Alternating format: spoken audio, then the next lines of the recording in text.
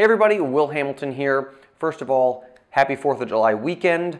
And in this video, we're going to look at the Andy Murray and Novak Djokovic matchup, Wimbledon final, the hopes of a nation riding on Andy's shoulders. So I want to talk about specifically, what does Andy need to do to win this match? Now, I think the margin is going to be razor thin here. When these guys play, it's a couple points here and there that really decide the thing. So there's the obvious stuff. Let's get that out of the way, like first serve percentage, for example. If one guy serves significantly better than the other, that's going to be the difference in the match. But let's just assume that both these guys bring their A game and they're both serving well. What exchange do I think will really make a big difference, and specifically for Andy? Now, if we get in the time machine and go back a year ago, and we put Roger Federer up here, what Roger really did, that was an interesting match because the roof was open, Andy won the first set, and then there was that rain delay, the roof got closed, and then it kind of became an indoor court, and Roger kind of flipped the switch. The ball, in those indoor conditions, Roger, who's a precision player, was able to take his game up a notch. And what really hurt Andy, let's put RF up here for a second, was the good old backhand to backhand exchange like this. And what Roger would do is he would slice the ball down the line.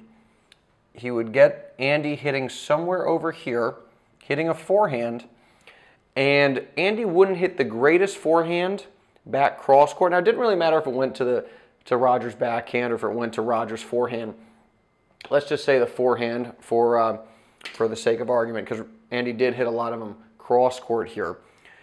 What Roger would then do is he's got Andy out of position, so he can really do something like push Andy deep into the corner. And what that is achieving is it's getting Andy retreating to hit a backhand. And we all know how hard that is. If you're moving back and you try and hit a backhand, you're not going to stick it, you're not set. And that was really effective for Roger, and that allowed him to get in the driver's seat. Andy's retreating here, he hits a backhand.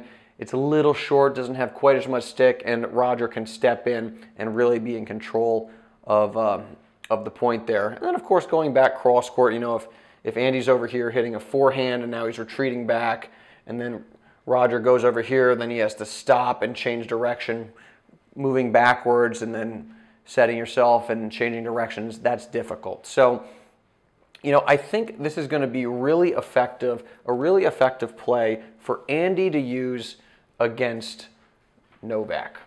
All right, so we'd have, from this perspective, the backhand to backhand exchange. Andy's going to leave it a little bit short, slice, keep it low, pull Novak in, get him inside the baseline, and then the next shot is going to be deep, probably to the backhand. That's what I would recommend is go deep to the backhand and really try and get Novak retreating and hitting a backhand. And the reason I think this is an effective play against Djokovic is, both these guys are unbelievable defenders, right? You've seen so many.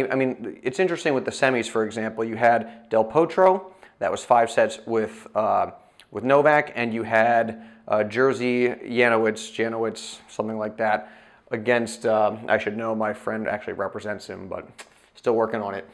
But Jerzy versus Andy. Now, both those guys, big guys, hard hitters, very similar players.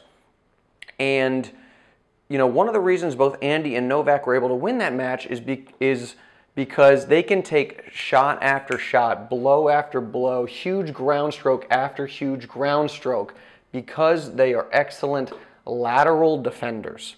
So in other words, you see Novak, for example, all the time going side to side, and he gets to the ball and he just hits a great shot back deep, right? So it doesn't matter how big it is, the other guy is never able to really move forward, step up, and get some lateral court positioning. Too good of a defender, both guys. So what Andy needs to do, if he can actually get Novak moving in and then force force Novak to defend by backing up, then it's way more difficult to get stick on the ball. When you're backing up, right? Your momentum's carrying you backwards versus being able to plant and move sideways. Then there's a better chance, I think, of the ball being a little bit shorter, maybe not having quite as much on it. And then Andy can step in and he can be more aggressive, right? So instead of trying to rip big ground stroke from behind the baseline, just those couple extra feet make all the difference, right?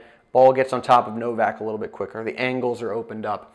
And I think that's the way that that Andy can beat Novak here. So, you know, obviously that would work. That strategy would work for Novak as well because Roger used it effectively against Andy last year. But I think that's what I would be looking for in this match, is the slice, pull a guy in, then go deep and hard with the next shot, so they have to back up and defend, and that's how you're going to get some short balls where you can move in. So that's all other things being equal, playing well, I think an exchange like that and the lateral positioning, moving the guy forward and back is going to make the difference. So expect a great match. The conditions are supposed to be very hot, sunny, not too much wind, so I don't think you'll see the elements wreaking havoc like they did at the US Open when these two guys played. And frankly, that means, I believe, advantage Djokovic, because Djokovic is very much a rhythm player. So if the ball's not dancing around as much, that helps Djokovic. But that said, intangibles, I'm gonna give the crowd support. Andy's obviously a better player than he was a year ago.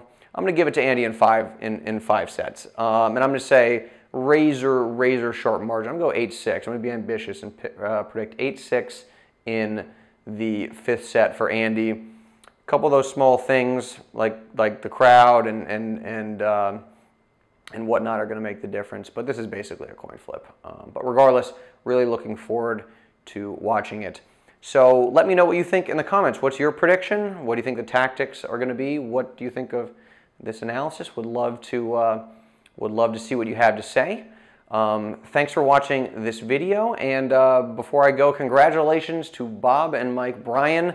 They've won an Olympic gold and 4 majors in a row. I'm not sure if it's ever been done before, maybe in the 50s, not in the open area, that's for sure.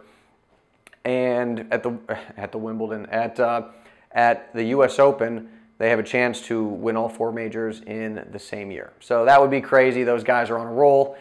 Go to their Facebook page and congratulate them if you have a chance. They'd love to hear from you. So with that in mind, thank you very much for watching this video. See you guys in the next one. Enjoy the match tomorrow.